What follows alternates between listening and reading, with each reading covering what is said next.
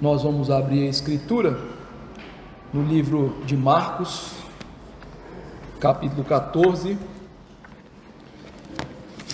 versos 22 a 26. Este é o segundo sermão nesse trecho.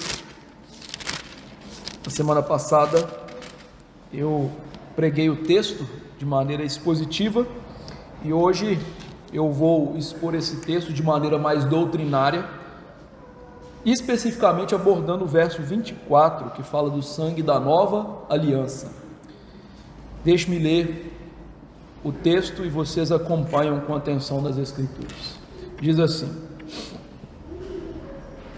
E enquanto comiam, tomou Jesus um pão e, abençoando-o, partiu e lhes deu, dizendo: Tomai, isto é o meu corpo.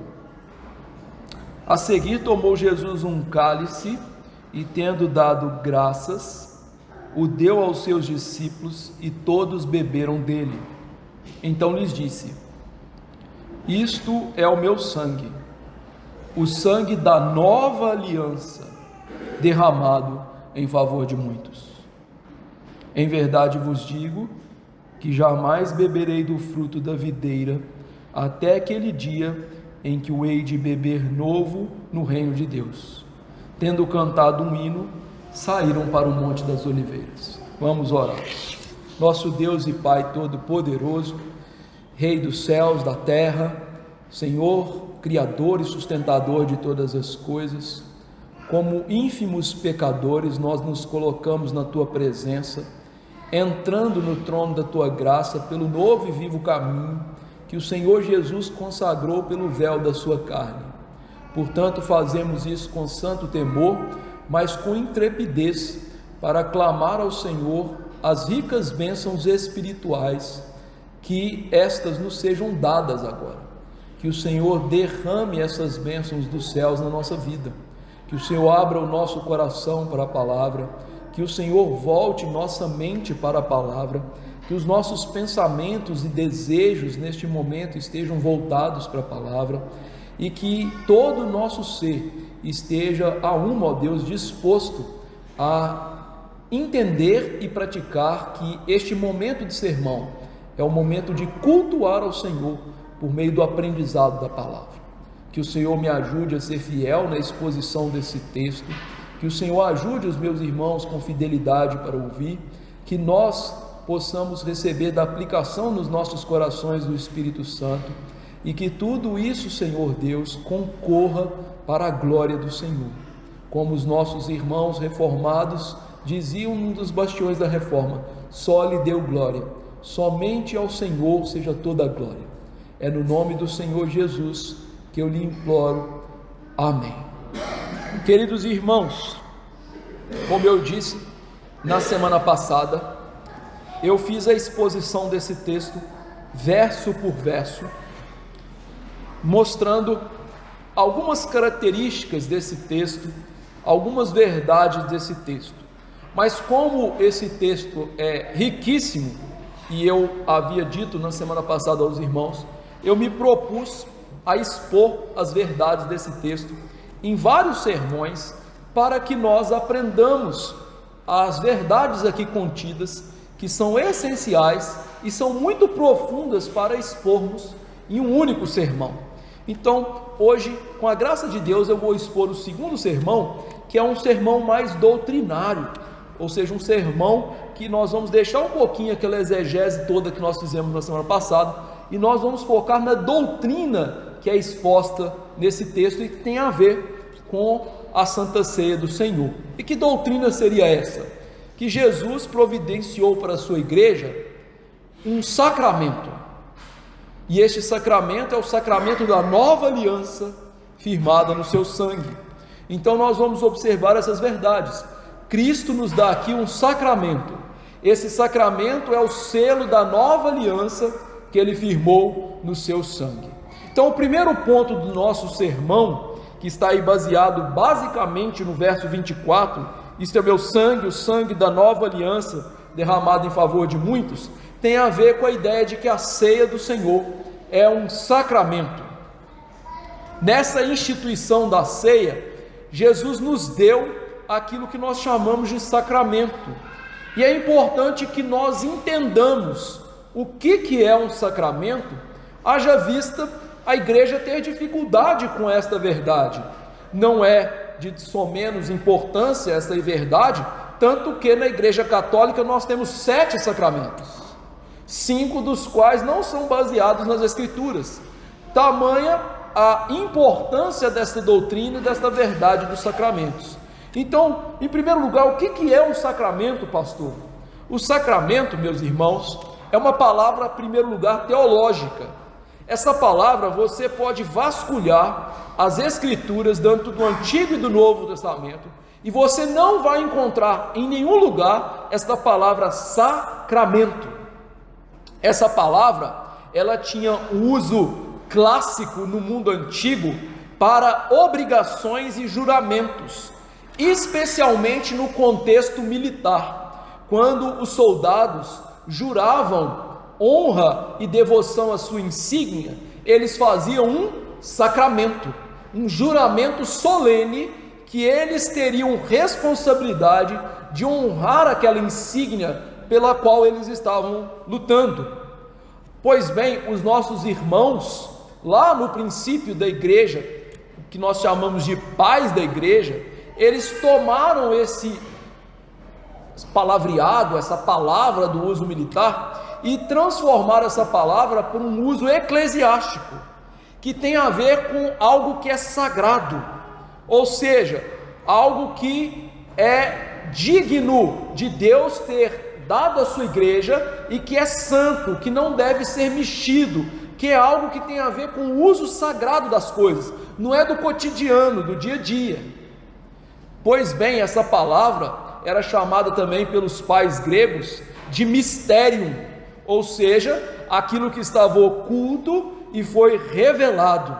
Então o sacramento é um juramento solene das coisas espirituais e traz consigo uma realidade que estava oculta e que agora foi revelada por Deus.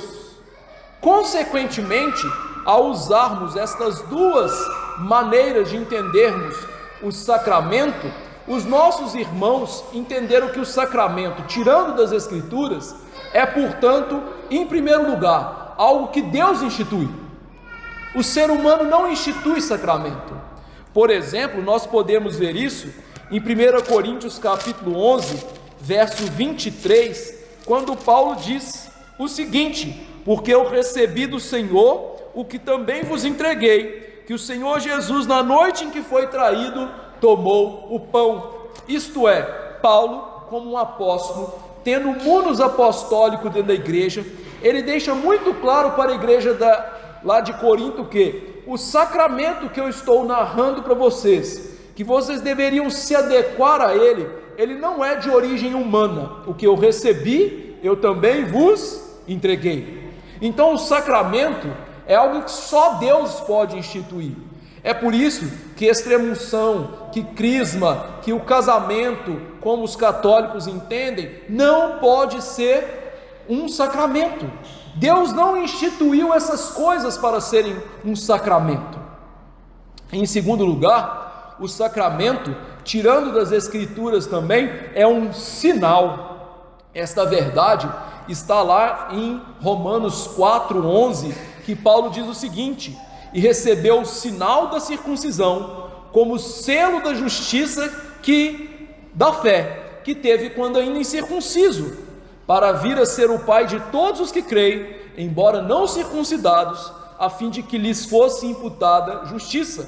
Paulo então nos apresenta aqui o conceito de que um sacramento é um sinal. Sinal em que sentido? No sentido de que ele aponta para realidades espirituais que estão contidas ali e que são simbolizadas pelas coisas visíveis. Ou seja, veja como ele diz acerca de Abraão: a circuncisão é um sinal. Paulo estava ensinando que Abraão foi salvo pela graça de Deus, pela fé que Deus lhe deu, e que então a circuncisão foi um sinal da justiça da fé, mostrando então o que? Aquela circuncisão apontava para uma realidade oculta, invisível, que Abraão foi justificado pela fé em Jesus Cristo. Só que perceba uma coisa, Paulo também diz neste verso que a circuncisão não é só um sinal, mas também é um selo, mostrando para nós que o sacramento também é um selo. Que selo? Para você entender isso, você tem que voltar um pouquinho comigo no tempo. Hoje quase que a gente não usa selo mais, né? Mas no mundo antigo, o selo era uma marca indelével para mostrar que aquilo era propriedade de uma pessoa, que era algo inviolável. Então, quando ele diz para nós que a circuncisão era um selo da justiça da fé, ele está mostrando que aquilo ali selava as promessas de Deus a Abraão. Então, as promessas de Deus eram invioláveis a Abraão. As promessas de Deus na vida de Abraão haveriam de se cumprir. Então, em primeiro lugar, nós aprendemos o que é um sacramento. É um sinal, é um selo, é algo que Deus institui para a sua santa igreja. E é por isso então, meus irmãos, que a Santa Ceia é um sacramento, porque em primeiro lugar ela foi instituída pelo Senhor e Salvador Jesus Cristo, o Rei e soberano da igreja. Não foi Paulo, não foi Pedro, não foi nenhum apóstolo que instituiu a Santa Ceia do Senhor, foi o próprio Cristo que instituiu a Santa Ceia. Além disso, a Santa Ceia também é um sacramento porque ela tem um sinal visível, ou seja, o pão e o vinho, eles são sinais visíveis do corpo e do sangue de Jesus, corpo moído por nós naquela cruz, e sangue que representava a sua vida, que foi vertido por nós naquela cruz. Em terceiro lugar, a Santa Ceia também é um sacramento, porque ela é um selo das bênçãos de Cristo. Na Santa Ceia, a nossa união mística com Cristo é fortalecida. Afinal, na semana passada nós vimos que quando Jesus deu o cálice para todos os discípulos, ele estava mostrando para eles: vocês têm comunhão comigo na minha morte e ressurreição. E não só isso, eu estou fortalecendo a comunhão que nós temos. Então ela é um selo, ela sela as promessas de Cristo, de comunhão, de redenção, de salvação. Então o que Cristo está fazendo aqui? Nos dando um sacramento do pacto da graça. Em segundo lugar, então, o nosso segundo ponto, a ceia do Senhor é o Novo Testamento. Quando eu digo é o Novo Testamento, eu estou usando essa palavra assim como o autor de Hebreus usou lá no capítulo 10, que nós lemos aqui hoje. Isto é, ela não é somente uma aliança, mas é um testamento. Sabe quando nós nos deparamos com estes filmes que apresentam pessoas muito ricas e têm muitas propriedades, e aí tem aquela cena famosa, né? Chega o advogado e ele vai ler o testamento, aquilo que foi legado para a família. Quando nós lemos aqui esta ideia em Hebreus, que a nova aliança é o testamento de Jesus, esta ideia se remete à Santa Ceia. Lá na Santa Ceia, o Senhor Jesus instituiu o sacramento da nova aliança, e como nós podemos ver em Lucas 22:20, é o Novo Testamento de Jesus. Não contém o Novo Testamento, ele é o Novo Testamento de Jesus, em substância. Isto é, esta Santa Ceia aponta para nós qual é o legado de Cristo para a sua igreja. Que legado seria esse? O Evangelho eterno. E no que esse testamento prega o Evangelho eterno? Quando nós nos aproximamos da ceia do Senhor, algumas realidades ficam claramente expostas diante de nós. Afinal, a Santa Ceia rememora o sacrifício vicário de Jesus em nosso favor. Se a Santa Ceia relembra o sacrifício de Cristo em nosso favor, ela nos apresenta uma realidade concernente aos crentes, isto é, eles precisam de alguém que os salve. Então essa ceia nos aponta para o Evangelho, que nos ensina o quê? todo ser humano é pecador. E todo ser humano pecador não tem como obter a redenção por si mesmo. Em segundo lugar, ela nos ensina a maneira correta de obtermos a redenção, que é por meio da morte de alguém perfeito que se entregaria por nós. E é por isso que Jesus toma na Santa Ceia da Páscoa o pão asmo e nos mostra o quê? Alguém perfeito está morrendo por vocês. O Evangelho então de Cristo nos ensina esta verdade, ou seja, alguém perfeito tem que morrer por nós, alguém que é santo tem que morrer por nós.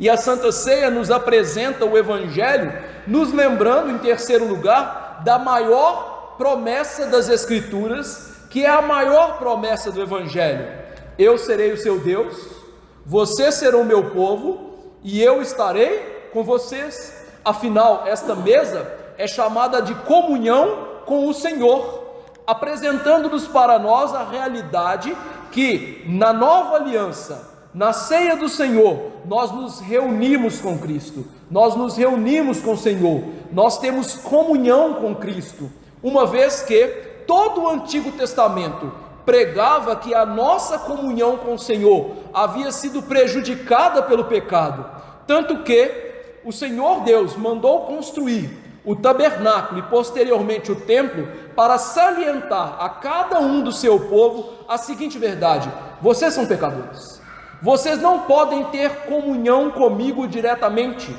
É por isso que o Santo dos Santos estava separado por um véu e só entrava nele uma vez por ano o sumo sacerdote em prol do povo de Deus.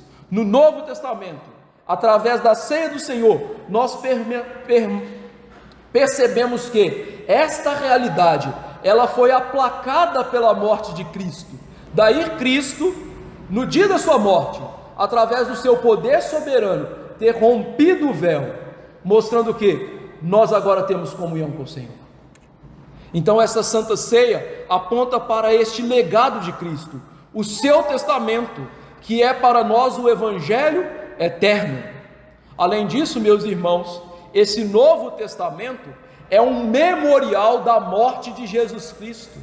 O Novo Testamento faz questão de nos lembrar da morte de Jesus Cristo, essa morte que ficaria esquecida por conta da nossa mente tomada pelo pecado. É necessário que Cristo nos lembre correntemente dela: eu morri por vocês.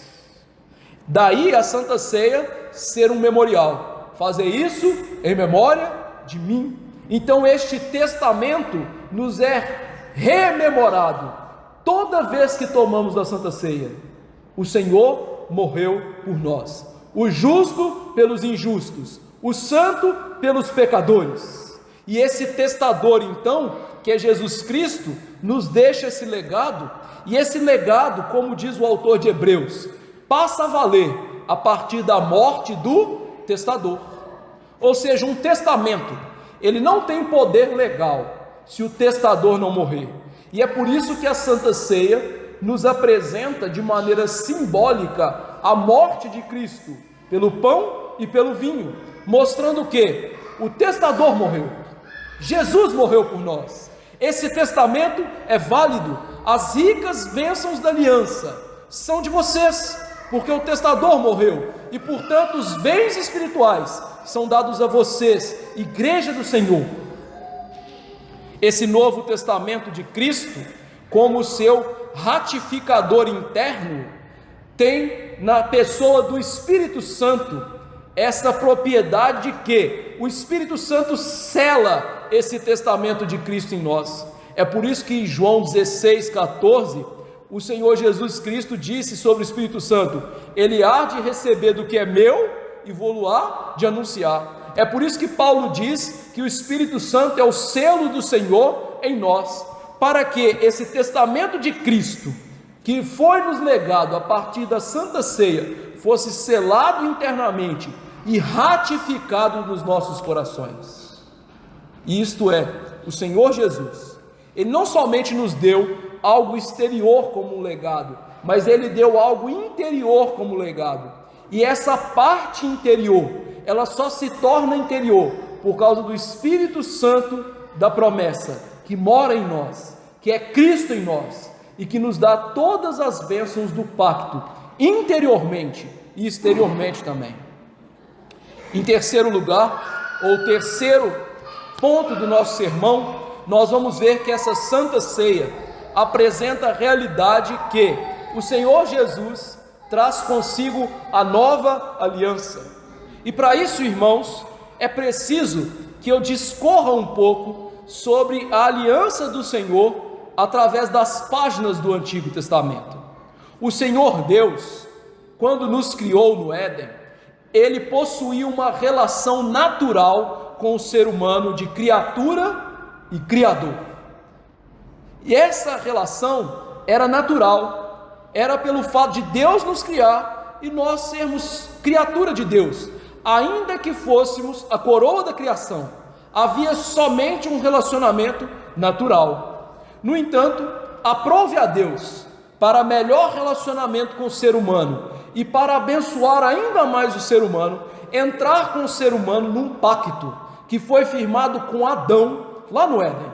Esse pacto nós costumeiramente o chamamos de pacto de vida pelas obras, em que Deus ordenou ao homem obediência perfeita e deu ao homem um símbolo do pacto, a árvore da vida, e um outro símbolo que representava a punição do pacto, que era a árvore do conhecimento do bem e do mal, na qual Deus disse: se vocês comerem dela, certamente morrerão.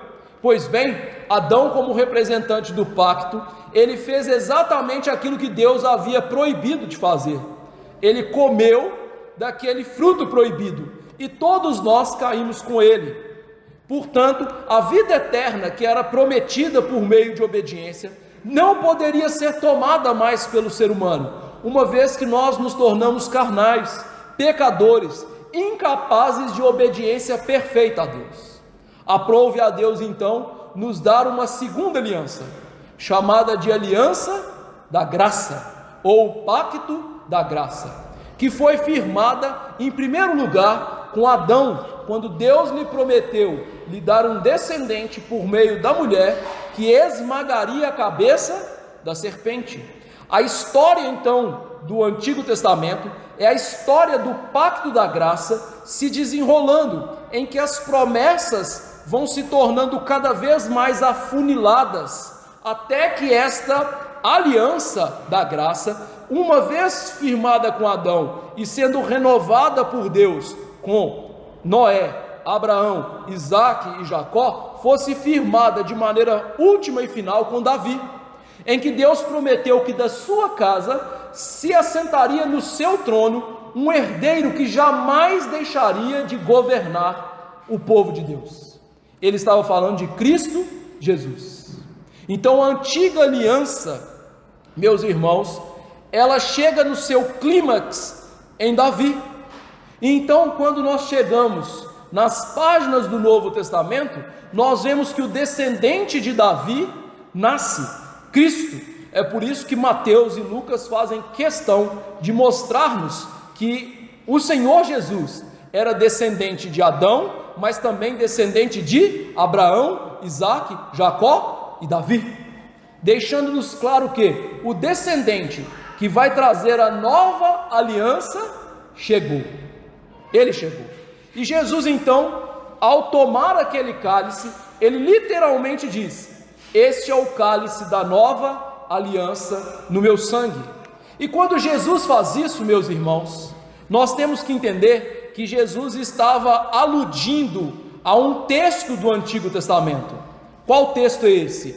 Êxodo 24, versos 7 e 8, que diz assim: faremos tudo o que o Senhor ordenou e obedeceremos. Então Moisés tomou o sangue, aspergiu sobre o povo e disse: eis o sangue da aliança que o Senhor fez convosco. A respeito dessas palavras, Jesus estava aludindo que o seu sangue era o sangue da aliança. Só que o seu sangue não era o sangue da antiga aliança. O sangue de Jesus era o sangue da nova aliança, uma nova aliança que é superior à antiga. Por que ela é superior? Em primeiro lugar, a antiga aliança nunca perdoou pecados de verdade. Você pode olhar esta verdade, e eu convido você a abrir comigo Romanos 3. Romanos 3, verso 25 e 26. Romanos 3, 25 e 26.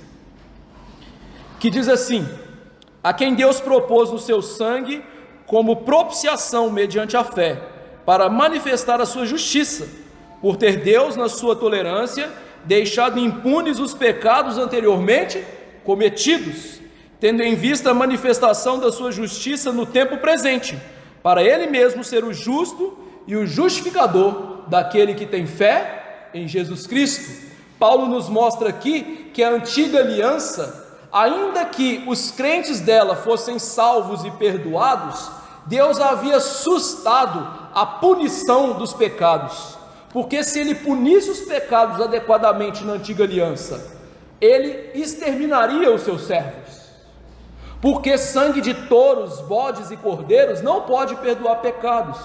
É isso que o autor de Hebreus, lá no capítulo 9, 12 a 14 diz: não por meio de sangue de bodes e bezerros, mas pelo próprio sangue entrou no Santo dos Santos, uma vez por todas, tendo obtido a eterna redenção.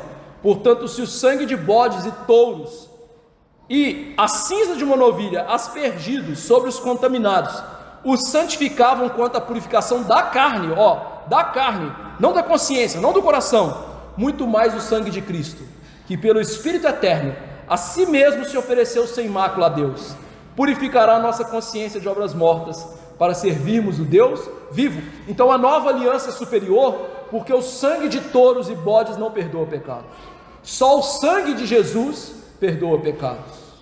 Em segundo lugar, o sangue da aliança do Novo Testamento é superior, porque ele muda o coração dos crentes, porque ele purifica a consciência de obras mortas. O que quer dizer com isso? Quer dizer que no Antigo Testamento os crentes não eram transformados? Claro que eram. Eles eram regenerados, eles tinham a lei de Deus, eles amavam a lei de Deus. Se você quiser ver isso, abra o Salmo 119, você vai ver quantas vezes o salmista diz: eu amo a lei de Deus, eu tenho prazer na lei de Deus. No entanto, havia uma questão: na antiga aliança, a consciência de obras mortas era trazida à tona em todo o sacrifício, porque era obrigação daqueles que sacrificavam pelos seus pecados colocarem a mão naqueles animaizinhos e ficarem rememorando: os meus pecados, eu xinguei minha mãe, eu briguei com a minha mulher, eu bati no vizinho. E aquilo todos os anos eles rememoravam o pecado, eles ficavam trazendo à tona aqueles pecados. Então aquelas cerimônias, elas traziam a consciência das obras mortas. Na nova aliança, aqui nós vemos que, como o sacrifício de Cristo é uma vez por todas, cabal, e a promessa é: dos seus pecados jamais me lembrarei, ela é suficiente e superior, porque Deus não fica mais trazendo à memória o pecado. Dos seus pecados jamais me lembrarei. Ele não traz isso à baila, todo o culto Ele lançou no mar do esquecimento. Em terceiro lugar, essa nova aliança, ela é superior, porque toda a antiga aliança era sombra do que viria. Paulo disse, escrevendo aos irmãos em Colossos, que aqueles sacrifícios eram sombra do corpo de Cristo. Paulo faz uma alusão de que aquela antiga aliança, com as suas oblações, sacrifícios e cerimônias, elas apontavam para a substância que é Cristo, por isso elas eram sombra. Eu já ensinei isso para os irmãos em outro dia, mostrando que a ideia do Novo Testamento quanto a isso é a seguinte: imagine que você vá na casa de uma pessoa e o sol está no poente declinando, e esse sol está lá no oeste batendo nas suas costas, a sua sombra é projetada para frente. Então quem entra primeiro na casa da pessoa não é você, é a sua sombra, e depois vem o seu corpo. A ideia aqui é essa: a nova aliança é superior porque nós temos a substância, as sombras passaram, nós temos o corpo de Cristo, nós temos a realidade das promessas. Então Deus nos dá agora o próprio Senhor, não é um cordeirinho mais, não é um bode expiatório mais, não é algo queimado inteiramente no altar, é o próprio Cristo, a substância. E portanto, irmãos, em quarto lugar, essa aliança é superior, porque Deus jamais vai se separar da igreja do Novo Testamento. Lá no Antigo Testamento, quando nós lemos o livro de Oséias, e eu já ensinei para os irmãos, que o livro de Apocalipse é a carta de divórcio de Deus para o Israel do Antigo Testamento, nós vemos que, porque Israel, segundo a carne, buscou justiça nas obras, e não encontrou, e buscou servir a outros deuses, Deus aprove a ele se separar do seu povo, para que ele pudesse casar-se com a igreja do Novo Testamento. Igreja esta que, comprada pelo sangue de Cristo, como Paulo disse lá em Atos, falando aos presbíteros de Éfeso em Mileto, comprou com seu sangue, Cristo jamais separará dessa igreja. Pelo contrário, Paulo diz em Efésios 5 que ele está purificando essa igreja para entregá-la pura, sem mácula. E quando nós lemos, por exemplo, o livro de Apocalipse, no capítulo 19, verso 9, texto citado no sermão passado, nós vemos a ceia das bodas do Cordeiro, ou seja, Cristo se casou com a sua igreja, nós participamos de um banquete celestial, mas na consumação, na volta de Cristo, esse banquete será pleno, será visível, será real, em que nós não só participaremos das realidades espirituais, mas das realidades físicas da bênção do casamento de Cristo com a igreja. Queridos irmãos, esta aliança é superior, porque Deus é o nosso pastor eterno, nós somos ovelha do seu pastoreio, Deus nos criou em Cristo Jesus para andarmos segundo o caminho de Cristo, e isso então, meus irmãos, firmado no sangue de Jesus, jamais vai passar, jamais vai acabar. E então o Senhor Deus nos dá tudo o que nós precisamos, tudo para o nosso bem.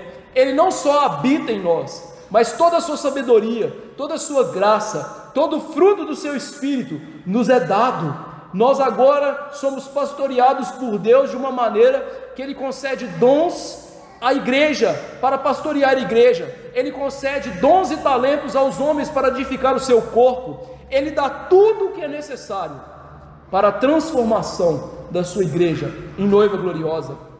Por isso, um puritano disse o seguinte: sua sabedoria é do seu povo para aconselhar, seu poder é deles para protegê-los e sustentá-los, sua justiça é deles para justificá-los, sua santidade é deles para santificá-los, sua bondade é deles para amá-los e suprir suas necessidades, sua verdade é a sua segurança inviolável da promessa, sua eternidade é a perpetuidade da felicidade dos crentes.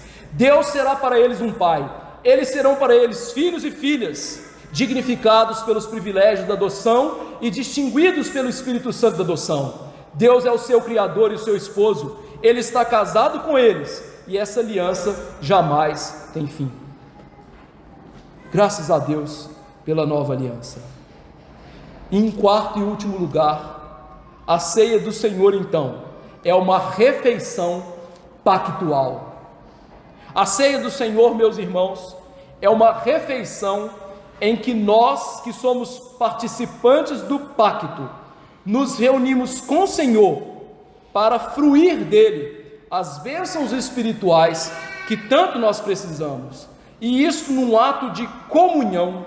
É interessante que a aliança sinaítica, a qual nós já lemos aqui em Êxodo 24, após Deus instituir aquela aliança e ratificá-la com o sangue de animais, Deus comeu junto com seu povo. Abra comigo Êxodo 24, verso 9 a 11. Deus banqueteou-se com o seu povo. Veja só que coisa interessante. Êxodo 24, 9 a 11.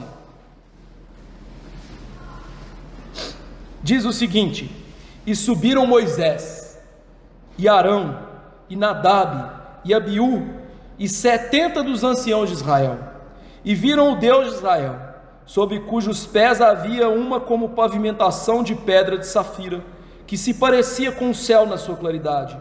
Ele não estendeu a mão sobre os escolhidos dos filhos de Israel, porém eles viram a Deus, e comeram, e beberam.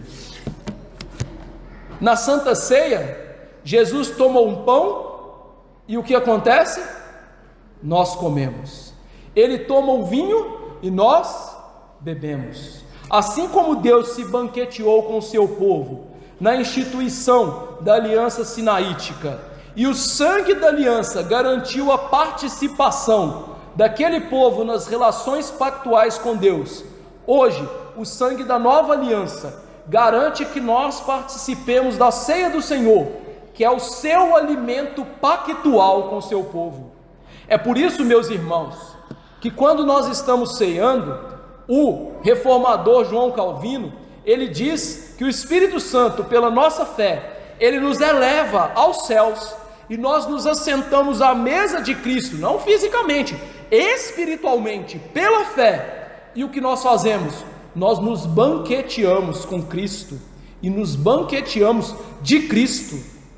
É por isso que a confissão de fé de Westminster diz: a ceia do Senhor Jesus foi instituída para crescimento nele, seu maior envolvimento em todos os deveres deles, isso é, dos crentes, para com ele Cristo, e para ser vínculo e penhor de sua comunhão, isto é, dos crentes com ele, Jesus, e uns com os outros.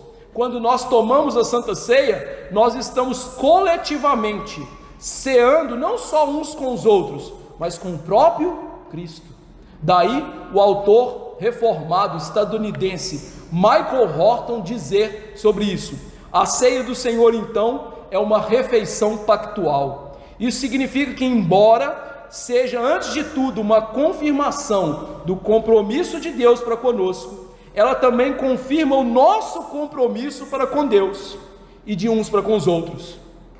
Ela tem dimensões verticais, Deus e o ser humano, e dimensões horizontais, crente e outros crentes. Sendo assim, a Santa Ceia é uma alimentação pactual em alguns aspectos. Primeiro aspecto, ela é uma ordenança memorial. A ceia do Senhor nos chama a olhar para trás. É por isso que em 1 Coríntios 11, 24, Paulo fez questão de registrar: façam isso em memória de mim. Ou seja, este alimento memorial e pactual nos leva a olhar para o que Deus fez. Assim como a Páscoa no Antigo Testamento era memorial da morte do Cordeiro e do sangue vertido e passado nos umbrais, a Santa Ceia é um memorial pactual, um alimento memorial de que Cristo morreu por nós naquela cruz. Então ela é retrospectiva, ela tem a ver com o passado, ela olha para uma realizada redenção de Cristo em nosso favor, ou seja, a morte de Cristo, que para nós representa o fim da condenação, que representa o fim da dívida que nós tínhamos para com Deus, que representa o fim da ira de Deus sobre nós. Por isso ela tem esse ponto focal na memória, e por isso Jesus nos chama: nunca se esqueçam disto, eu sou o justo que morreu por vocês, nunca se esqueçam. E por isso o Senhor é o capitão da nossa salvação, que vai levar muitos filhos à glória, segundo Hebreus 2:10, porque Ele morreu por nós, Ele nos deu um penhor da nossa salvação, e Ele então nos faz lembrar desse penhor. E é por isso que nossa salvação pode trazer gozo e alegria e segurança, porque Cristo penhorou a nossa salvação, com o seu próprio sangue e com o seu Espírito Santo. E se Cristo fez isso, jamais alguém pode violar esse santo pacto. O segundo aspecto é que a ceia do Senhor é uma comunhão presente, ou seja, a ceia olha para trás, mas a ceia olha para o aqui e agora. Onde que a gente pode ver isso na Bíblia? Eu convido você a abrir 1 Coríntios 10, 16. E esse texto é muito importante nos dias que nós estamos vivendo. 1 Coríntios 10, 16.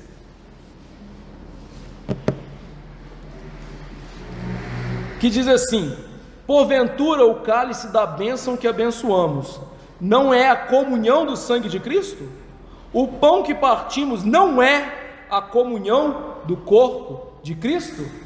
Veja então que Paulo nos mostra aqui que a Santa Ceia aponta para nós para uma comunhão presente nas realidades espirituais. Quais realidades? Nós estamos unidos na morte e na ressurreição de Jesus. Nós estamos unidos com o seu corpo que foi moído por nós, e estamos unidos ao sangue que foi vertido por nós. E por que isso é importante? A título de curiosidade e aplicação, Paulo diz que aqueles que participam de festas que não são festas bíblicas e portanto festas mundanas, participam presentemente dos demônios. Você quer ler isso aí? Verso 20, antes digo que as coisas que eles sacrificam é a demônios que as sacrifiquem, não a Deus, e não quero que vos torneis associados aos demônios. Não podeis beber o cálice do Senhor e o cálice dos demônios. Não podeis ser participantes da mesa do Senhor e da mesa dos demônios. Paulo está fazendo uma alusão o quê? Como nossa comunhão com Cristo é presente, é aqui e agora. Se o crente se furta a participar de festas pagãs e mundanas, ele está participando presentemente de quem? Dos demônios. Pastor, desenha para a gente. Simples. Festa junina. A festa junina tem sua origem pagã e tem a ver com os santos católicos, que têm méritos superrogatórios para nos salvar, ou seja, coisas totalmente antibíblicas, e que ali são oferecidas a eles o quê? Um culto festivo a eles. Então participar disso é participar do cálice dos demônios, ou seja, é participar dos ídolos vãos. Então veja, a Santa Ceia é o remédio contra isso. A Santa Ceia é o remédio para nós entendermos que nós participamos presentemente do corpo de Cristo. É por isso que Jesus disse, queridos irmãos, que ele não mais tomaria a ceia do Senhor com eles, e não mais tomaria do vinho do Senhor com eles, mas ele estaria presente com eles pelo seu Santo Espírito e os alimentaria pelo seu Santo Espírito. Isto é, ele tinha uma comunhão presente, ainda que espiritual, com seus discípulos. E por fim, terceiro aspecto, a ceia do Senhor é uma antecipação escatológica, isto é, ela aponta para a consumação da nova aliança, ou seja, quando a nova aliança chega no seu clímax, toda a redenção se consuma. Quando nós lemos 1 Coríntios 11, 26, Paulo diz que nós vamos fazer a Santa Ceia em memória de Cristo, anunciando a sua morte até que ele venha. Em Mateus 26, 29, diz que o Senhor Jesus falou o seguinte: digo-vos que desde agora não beberei deste fruto da vide até aquele dia em que o beberei novo convosco no reino de meu Pai. Ou seja, estas falas do apóstolo Paulo e esta fala de Cristo, que foi aqui retratada pelo apóstolo Mateus e pelo evangelista Marcos, que nós lemos aqui, também fala isso, lá no verso 25 do capítulo 10 que nós lemos. Estas duas falas apontam para o futuro glorioso de Cristo com seus servos. Então a ceia aponta para o passado, o que Cristo fez. A ceia aponta para a comunhão presente, nós temos comunhão com Cristo, mas a ceia aponta para o futuro, a comunhão final com Cristo no reino de glória. Por isso que o teólogo holandês reformado Johannes Gerhardus Vos disse o seguinte, quando Paulo ordena aos seus leitores, e obviamente Cristo, que proclamem a morte do Senhor até que ele venha, isso certamente não pretende ser uma mera observação cronológica sobre a validade perpétua da observância da ceia na igreja.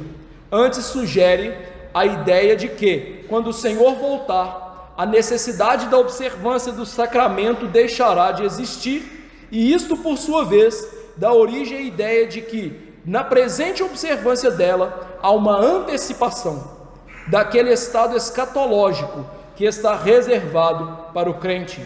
O que Gerhard dos Voss está nos ensinando para a gente é: a Santa Ceia antecipa a realidade final de Cristo com a sua igreja. Quando Cristo voltar para a sua igreja, ele tomar a sua igreja para si, ele instaurar novo céu e nova terra, e estiver para sempre conosco, a ceia das bodas do Cordeiro acontecer, não será mais necessário Santa Ceia, porque nós teremos comunhão plena com Cristo, espiritualmente, mas também presente, fisicamente, para todo sempre. Portanto, o que nós vimos nesses três aspectos é: a ceia aponta para o passado, a redenção realizada; a ceia aponta para o presente, a aplicação da redenção nos nossos dias, comunhão com Cristo; e a ceia aponta para o futuro, a consumação da redenção, quando nós tivermos um corpo glorioso, uma alma completamente transformada e habitarmos com Jesus para todo sempre. E esta é a bênção da nova aliança, e é por isso que também ela é superior à antiga, porque a sua promessa é de que um dia estaremos sempre com Deus, nunca Deus nos deixará, e Deus vai cumprir a sua promessa cabal de nos fazer novo, e não só nós, mas novo céu e nova terra. E aí eu quero fazer aqui rapidamente a comparação com a antiga aliança que eu citei brevemente. Lá no livro de Ezequiel, no capítulo 10, nós temos uma importante afirmação sobre a antiga aliança em realidade simbólica. O Senhor Deus chamou Ezequiel a ver que a glória dele deixava o antigo templo, e a glória dele se afastou do seu povo, mostrando o que? Deus estava abandonando o seu povo aos seus pecados e à sua miséria. Agora, nunca mais a glória vai deixar o templo, porque o Cristo redivivo habita em nós, pelo seu Santo Espírito. Nós somos morada do Altíssimo para todo sempre, e um dia essa realidade vai ser visível, nunca vai passar. Então, o que Jesus fez aqui? Instituiu essa nova aliança. Como viver esse texto tão teológico, né?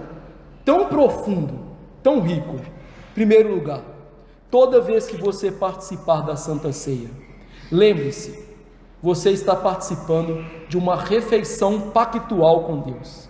Literalmente, você está banqueteando espiritualmente com Cristo Jesus. Nós estamos então numa grande festividade. Ainda que a ceia aponte para a morte de Cristo, ela, digamos assim, é uma grande festa para o crente, porque nós podemos participar da mesa do Senhor, nós podemos participar da comunhão com o Senhor, desde que estejamos ligados a Cristo Jesus. Então, pergunta: você está nesse novo pacto da graça? Você está ligado a Jesus? Se sim, você pode participar e se banquetear com Ele e dele. Em segundo lugar, é necessário então que diariamente nós nos examinemos, e todas as vezes que formos tomar a ceia do Senhor, nos examinemos ainda mais seriamente. Quais são os critérios para me examinar? Primeiro critério: eu reconheço que eu sou um pecador? Afinal, como nós vimos, a Santa Ceia prega isso, nós somos pecadores. Segundo critério: eu confio plenamente só em Jesus como meu suficiente Salvador e Senhor da minha vida. Isto é, eu não dependo de méritos que eu não tenho, de boas obras que eu pretensamente possa apresentar a Deus. Eu dependo só de Jesus. Terceiro critério está direcionado à vida que eu levo. Eu vivo uma vida obediente a Cristo, em que, em todas as minhas áreas de vida, eu demonstro arrependimento e escolha consciente por aquilo que a Bíblia me ensina a escolher e entender como melhor.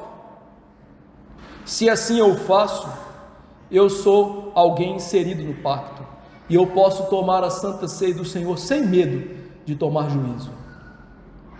Terceira aplicação: mesmo participantes do pacto, mesmo redimidos pelo sangue de Cristo Jesus, nenhum de nós, em si mesmo, tem condições de assentar-se à mesa de Cristo. É por isso que os nossos irmãos puritanos, que eu tanto citei nesse sermão, eles nos ensinavam a realidade de que nós crentes somos mendigos assentados à mesa do Rei Jesus, porque jamais poderíamos participar da mesa do Senhor se não fosse pela obra expiatória de Cristo, pelo seu sangue que nos cobriu, pela sua justiça aplicada a nós, e jamais poderíamos participar dignamente se não fosse pela intercessão contínua de Cristo no céu, que o autor de Hebreus disse: ele vive continuamente a interceder por eles. Hebreus 7:25. Ainda assim, nós ainda dependemos do Espírito Santo, que gera em nós motivação adequada, temor e zelo adequado, para que tomemos a ceia do Senhor. Então, querido irmão, a ceia do Senhor não é lugar de orgulhosos, a ceia do Senhor não é lugar de pessoas que se acham dignas, a ceia do Senhor é o lugar de pessoas que entendem quem elas são, e que elas foram chamadas ao banquete de Cristo, e elas estão ali humildemente assentadas, amando Cristo, enxugando os pés de Cristo, das suas lágrimas de pecado com os seus cabelos. A quem muito foi perdoado, muito ama. Quarto lugar: o que é tomar a ceia do Senhor de maneira adequada? Além desse autoexame que eu acabei de expor, tomar a ceia adequadamente é tomar a ceia de maneira que nós não estejamos numa vida descambada no pecado. É interessante que muitas vezes algumas pessoas chegam para o pastor e falam assim: pastor, eu pequei hoje, eu não posso tomar a Santa Ceia. Isso é uma bobagem, você sabe por quê? Quem que nunca pecou no dia de tomar a ceia? Se fosse assim, a única pessoa que poderia tomar a Santa Ceia seria quem? Jesus, meu amigo. Ele é o único santo. Agora, a ceia do Senhor exige que nós não estejamos vivendo no pecado. É diferente de cometer pecados. Ou seja, que você e eu estejamos primando pela santidade, que nós estejamos vivendo em santo arrependimento dos nossos pecados. É isso que se exige. Não uma vida perfeita, que ninguém tem ou vai ter no corpo dessa morte. São pessoas que vivem em pecado e jamais arrependem dos seus pecados, que não devem participar. Quinto lugar: a mesa do Senhor é um memorial. Ela nos lembra, a cada vez que participamos dela, da morte vicária de Jesus. Ela nos lembra de uma realidade, meus irmãos, maravilhosa, de que Cristo Jesus, Santo, Deus de Deus, luz de luz, que se fez carne, morreu por pecadores. Deixe-me perguntar uma coisa: você animaria a morrer por um estuprador? Você se animaria a morrer por Hitler, um genocida? Não. Eu quero te dar uma péssima notícia: o seu pecado é pior do que essas duas pessoas que eu citei, porque você está dentro da igreja, e a Bíblia diz: a quem muito é dado, muito é cobrado. Nenhum desses tinha a mínima noção dos requisitos da graça, da Bíblia, da palavra. O meu pecado e o seu é muito mais grave do que o dele. Mesmo assim, Jesus olhou para a gente, nos amou e disse: eu vou morrer por esses aí,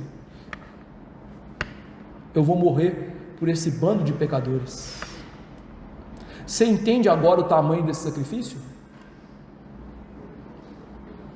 E para você falar assim: esse pastor é doido, ele está exagerando. Não, eu vou provar para você biblicamente. Jesus disse que o pecado de Cafarnaum era muito mais grave do que Sodoma e Gomorra. Lembra quem era o povo de Sodoma? Estupradores, homossexuais, prostitutas cultuais. E ele disse: o pecado de Cafarnaum, cidade onde Jesus morou, e que não tinha nada disso, era mais grave, porque rejeitaram a palavra. Então eu provei biblicamente para você que seu pecado é mais grave do que as pessoas que não estão na igreja. E eu provo biblicamente para você que Jesus morreu quando você era inimigo para te salvar disso. Abra comigo Romanos 5,10.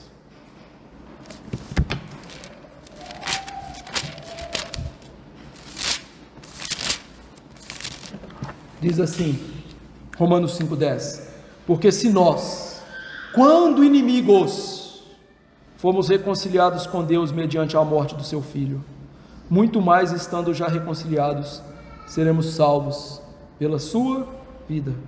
Jesus deu a sua vida por nós quando nós éramos inimigos. Sempre que você tomar a Santa Ceia, lembre-se disso: eu era um inimigo do Senhor. Sexto lugar, eu penso que é necessário que nós nos lembremos do sacrifício de Cristo, não somente na ceia. É por isso que a Bíblia faz questão de nos dar variados relatos da morte de Jesus. Irmão querido, faça questão de lembrar da morte de Jesus todos os dias, sobretudo naquele momento que você para e vai confessar os seus pecados. Quando você for confessar os seus pecados, lembre-se: Jesus morreu por esse pecado que eu cometi. Jesus morreu por todos os outros pecados que eu já cometi. E Jesus morreu por todos os pecados que eu ainda vou cometer. Então lembre-se do sangue de Jesus derramado em prol dos seus pecados, todos os dias. Do sacrifício de Cristo em prol da sua salvação, todos os dias. E quando você fizer isso, o sacrifício de Cristo vai ser um poder brutal, forte, grandioso na luta contra o seu pecado. Porque cada pecado, do menor ao menor, você vai se lembrar: Jesus morreu por esse pecado. Sétimo lugar, a ceia do Senhor é um momento de comunhão nossa com Cristo, mas nossa com os nossos irmãos. Por isso, meus irmãos, a igreja do Senhor não deve ter partidos, panelinhas, pessoas preferidas, pessoas que nós queremos conviver e pessoas que nós não queremos conviver. A ceia do Senhor nos chama a entender que todos nós devemos ter comunhão uns com os outros na igreja do Senhor Jesus Cristo. É claro que nem todos serão os nossos amigos. Amizade é diferente de comunhão, mas nós devemos ter comunhão com todos os crentes que são partes da nossa igreja, tirando aqueles que vivem deliberadamente em pecado, mas isso é assunto para outra hora. Mas Jesus nos chama então a ter comunhão uns com os outros. É por isso que Paulo disse para os irmãos em Corinto: o que vocês estão tomando não é a ceia do Senhor. Tem gente que está tomando a ceia do Senhor e os outros não estão tomando, mostrando que aqueles partidos implodia a realidade de comunhão dos santos. Nós não podemos permitir isso nas nossas vidas. Tenha comunhão com todos os seus irmãos. Por quê? Se você não tiver comunhão com seus irmãos, oitavo lugar, como você vai ter comunhão com Cristo, que ama seus irmãos? Nos nossos dias, se propala muita bobagem. Uma das bobagens é: eu amo Jesus, mas eu não amo a igreja de Jesus. Querido, a igreja de Jesus é a noiva de Jesus. Se você chegasse para mim e falasse assim: pastor, eu não gosto da sua mulher, meu amigo, você ia arranjar confusão comigo. Agora imagina você falar isso com Jesus: eu não gosto da noiva de Jesus, da igreja. É por isso que não existe desigrejado. Desigrejado é ímpio, indo para o inferno. Todo verdadeiro crente tem comunhão com Cristo, e todo verdadeiro crente, tendo comunhão com Cristo, faz parte do corpo místico, espiritual e visível de Cristo. E ele tem que amar a igreja de Cristo, e ele tem que amar o Cristo, o Rede Vivo. E se ele não ama o corpo de Cristo, ele não pode amar o verdadeiro Cristo, que é dono do corpo, a cabeça. Não tem como reter a cabeça e eliminar o corpo. Não tem como amar o corpo e não reter a cabeça. Nono lugar, todas as vezes que tomarmos dessa ceia, que nós nos lembremos, e na verdade não é lembrar, né? Mas imaginemos aquele dia maravilhoso da volta do Senhor Jesus Cristo, em que nós estaremos para sempre com Ele. Dia glorioso que tem que nos motivar a uma vida de buscar o alvo da santificação, o alvo da perfeição. Que isso nos motive a viver a vida cristã, que isso nos comova a viver a vida cristã. Um dia a realidade de estar com Cristo vai ser plena, cabal, nunca vai passar. Se isso não é motivador para a vida, eu não sei o que é.